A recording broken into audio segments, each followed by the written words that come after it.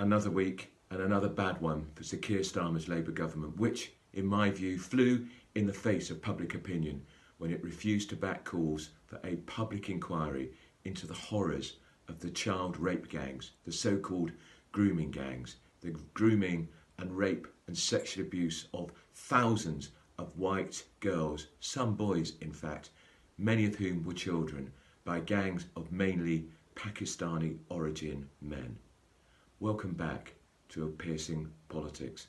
And I can tell you how unpopular Keir Starmer's decision is, because a poll has been commissioned on this very subject by the Women's Policy Centre, no less, which showed a staggering 76% of people supported calls for a specific inquiry into those child rape gangs. Yes, we had the J report in 2022, but that looked at child abuse across the board, horrific as it is, including the church, the Roman Catholic Church, the Anglican Church, and online abuse of children. It only looked in part at the horrors of those rape gangs.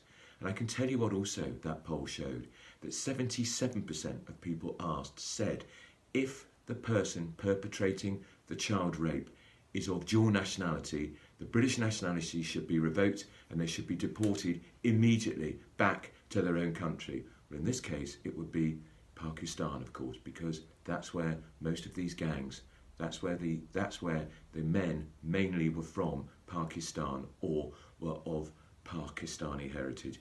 And note too, the poll was by the Women's Policy Centre. It's because mums in particular are horrified by these child rape gangs. And this in a Labour government which has the first woman Chancellor of the Exchequer and the first woman Deputy Prime Minister. Shame on both of them that they never spoke out.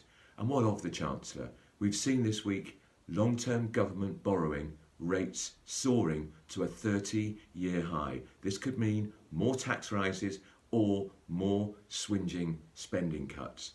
They say, don't they, that all Labour governments run out of money. But it's not their money, it's our money that they could be running out of. And you do wonder, looking at the markets, turmoil was the word on some of the front pages this week, whether history is in danger of repeating itself with this Labour government all over again.